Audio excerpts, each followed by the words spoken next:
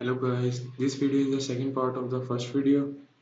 In this video we shall discuss about the third and the last technique of the problem solving, its uses, flowchart, symbols and their uses and limitation of flowchart. Flowchart. What is flowchart? Flowchart is the combination of two words flow and chart. Flowchart is the combination of two words flow and chart. Flowchart जो है वो दो अल्फाज का मजमूआ है. Flow mean बहाव और chart एक पेपर जिसके ऊपर हम कोई सिंबल्स वगैरह डिजाइन करते हैं. Chart consists of different symbols to display information about any program. Charts मतलब कि कोई कुछ ऐसी सिंबल्स होती हैं जो हम किसी भी प्रोग्राम की इंफॉर्मेशन को डिस्प्ले करने के लिए यूज करते हैं. Flow Flow indicates the direction of processing that takes place in the programming.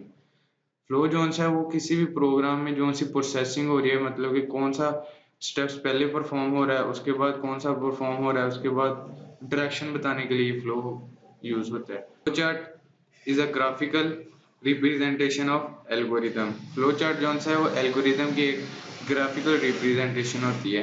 जैसा कि हमने उसमें देखा था कि एल्गोरिदम में हम लिखते हैं स्टेप बाय स्टेप एक प्रोसीजर लिख देते हैं. इस तरह इसमें हम फ्लो चार्ट में उसको step by step graphical representation दे देते हैं.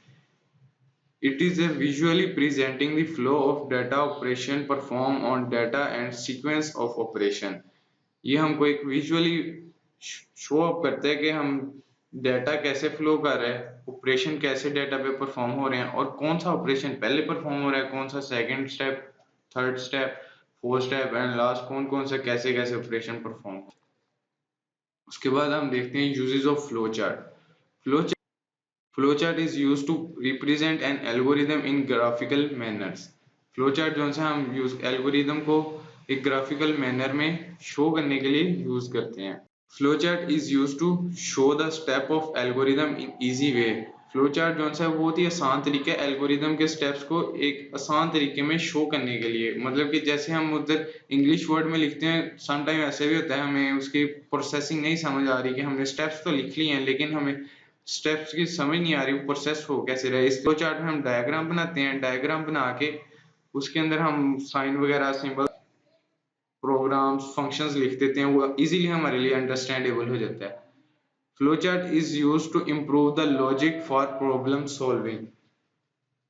फ्लो चार्ट जो है वो logic for problem solving means के हमें हमारी इससे लॉजिक आसान हो जाती है कि प्रॉब्लम मसला जो सा इशू क्रिएट हो रहा है उसको हल करने में हमें आसानी हो जाती है. हम इम्प्रूव कर सकते हैं कि हम इसको कौन से आसान तरीके और मजीद कौन से आसान तरीके से हल कर सकते हैं. जैसा कि हमने देखा था प्रोग्राम में स्टेप्स लिखे होते हैं, उधर लिखने में मिस्टेक हो जाती है, कोई इंग्लिश वर्ड की मिस्टेक हो जाती है, कोई भी मिस्टेक हो जाए, वहाँ डीबग करना, एरर को डीबग करना मुश्किल है. लेकिन इधर हम डायग्राम बनाई होती है, उसके अंदर लिखा होता है, एक एक स्टेप लिखा होता है, उधर हमें देखने में आसानी रहती है, इजीली हम डीबग कर सकते हैं एरर को. पैरेललोग्राम की सिंबल्स है ये वाली, वो इनपुट और आउटपुट की स्टेप्स जो हैं वो फ्लो चार्ट में परफॉर्म करने के लिए यूज होती है. Process rectangle symbol is use for the processing purpose in flow chart. ये वाली रेक्टेंगल पर सिंबल जो है वो फ्लो चार्ट में प्रोसेसिंग का जिसमें हम ऑपरेशन वगैरह परफॉर्म करते हैं उसके लिए यूज होती है. Selection a diamond symbol is for selection, a condition is given in the diamond. इधर हम कंडीशन दे देते हैं इस डायमंड सिंबल के अंदर, इधर डिसीजन मेक होता है कि ट्रू है तो इस साइड को जाएगा, फॉल्स है तो ये वाला फंक्शन प्रिंट स्टेटमेंट प्रिंट होगी, ट्रू है तो ये वाली statement print. Start and end. Oval symbol is used to start and end the flow chart. ये वाली this oval symbol, ये वाली symbol हमें flow chart को start करने और end करने में use होती है. जब हम flow chart को start कर रहे होते हैं इसके अंदर हम start लिख देते हैं और जब end कर रहे होते हैं इसके अंदर हम end लिख देते हैं. हमें समझने में आसानी रहती है कि इधर से flow chart start हो रहा है और इधर से ये वाला flow chart end हो रहा है. Flow line. Arrow symbol are to represent the direction of flow in the flow chart. These arrow symbols, ये हम arrow symbol हम यूज करते हैं किसी भी फंक्शन स्टार्ट है उसके बाद आता है इनपुट के लिए. उस एरो ऊपर से नीचे को हम एरो लगा देंगे कि ये इधर से स्टार्ट हो रहा है, इसके बाद आता है इनपुट वाला स्टेप, उसके बाद आता है मतलब कि स्टेप्स को क्लियरली अंडरस्टैंड करने के लिए, कि रिप्रेजेंट करने के लिए कि connector. Circle symbol is used to combine direction flow lines. ये वाली जो सी लाइंस है ना, इनको कनेक्ट करने के लिए डिफरेंट फ्लो लाइंस, मतलब कि जब एक फ्लो लाइन इधर को जा रही है, उसको इधर को जा रही है, उनको आपस में कनेक्ट करने के लिए ये वाला सिंबल, कनेक्टर का सिंबल यूज होता है। Function call, rectangle symbol with the double line on the both left and right side is used to call the function. अगर हमने कोई फंक्शन कॉल करना है आउटसाइड द प्रोग्राम, कोई फंक्शन कॉल करना है, तो ये वाला रेक्टेंगल सिंबल जिसके दोनों साइड पे लेफ्ट और राइट पे डबल लाइंस है, वो यूज होगा फंक्शन कॉल के लिए फ्लो चार्ट में।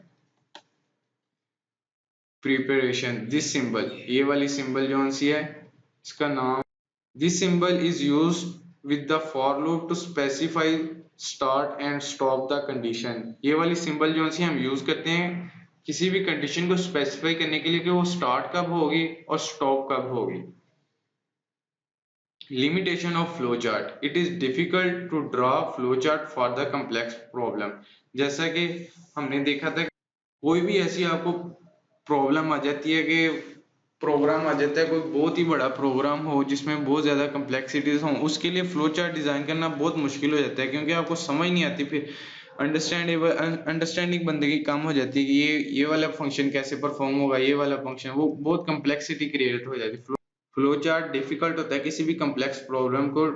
The flow chart has to redesign if any change is required. और अगर हमें कोई चेंज करनी पड़ जाती है, जैसे कम्प्लेक्स प्रॉब्लम है, उसमें 100% चांसेस हैं कोई ना कोई मिस्टेक होगी और आपको चेंज करनी पड़ेगी। इस तरह अगर जब हमको फ्लो चार्ट को रीडिजाइन करना पड़ेगा, चेंज करना पड़ेगा, तो जब भी कोई आपको मिस्टेक होगी, आपको चेंज रिक्वायर है, तो वो डिफिकल्ट हो जाएगा, आपको दोबारा सारे से वो फ्लो चार्ट डिजाइन करना पड़ेगा, तो बहुत डिफिकल्ट हो जाता है।